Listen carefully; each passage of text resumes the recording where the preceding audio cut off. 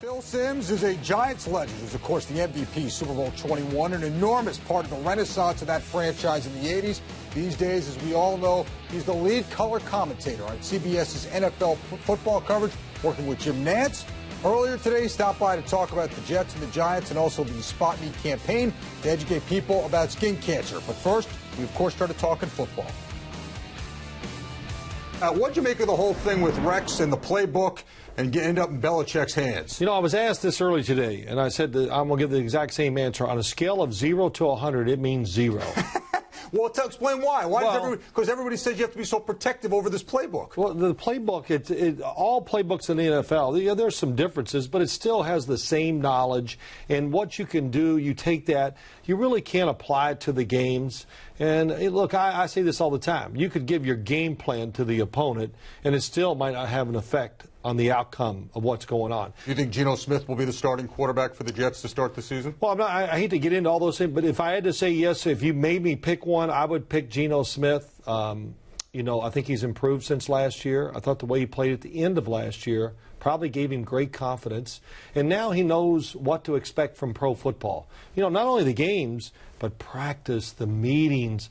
Let me tell you something. That first year of meetings as a professional football player, man, it takes everything you got to stay awake because it's rough. You know, you're in there all day, and it's more football than you've ever absorbed. So he learned it, and he came through well. The Jets went 8-8 for a team that was picked to be one of the worst in football. That was a pretty good year. How about Eli and the Giants' new offensive system? Ben McAdoo, more of a West Coast principal, I suppose. You always do a good job debunking that.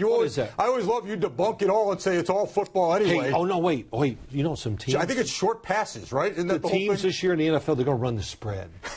Oh, the spread. That's the new thing. Oh, they're going to run the hurry up. It's lightning fast. You can't catch your breath. Oh, So no adjustment for him. It won't be an issue. Well, yeah, it's going to be different. The plays are going to be called in a different sequence. Yes, there will be more short passes, the quick rhythm throwing.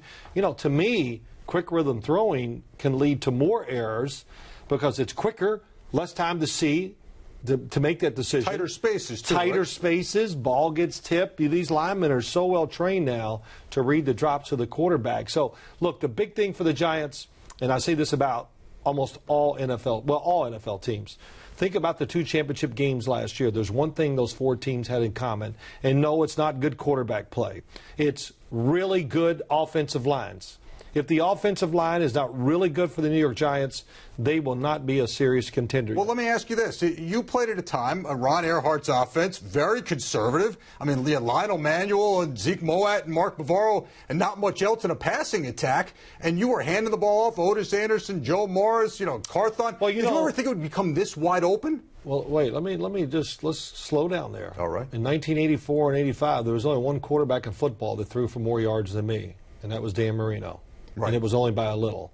So to say that it was always conservative, when you're not really good, you throw a lot. So as we got better, the throwing did slow down a little. But, Ron Earhart, it was aggressive.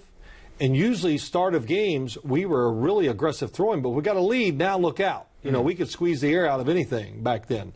So did I ever think the league would turn into this? Of course not. I got to ask you, when you're growing up in this town, you were vilified by so many Giant fans, even though you did such a good job for that team, okay? And now you're beloved by everybody. Do you ever say, how come there wasn't, there was a lot of love for you back then, but there was a lot of criticism too. Do you ever say, how come you didn't love me this much back then when you were booing me?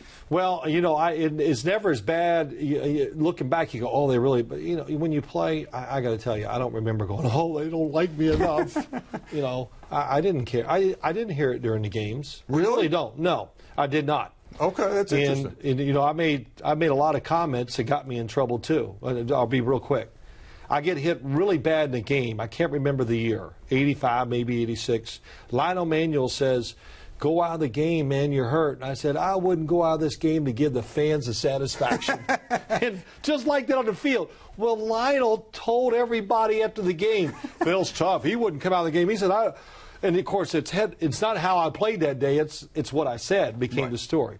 But Bill Parcells always said to me, "Simms, when you're gone and you're done, Trust me, they're going to appreciate what you've done. One of the things that's there, obviously, is your work with the American Academy of Dermatology. Right. The Spot Me campaign. Talk a little bit about what you're doing with them. Well, we're just trying to educate everybody about skin cancer and tell people what to do, and really to tell everybody, but men too, to go get screened. You know, men are stubborn. Young men are even more stubborn.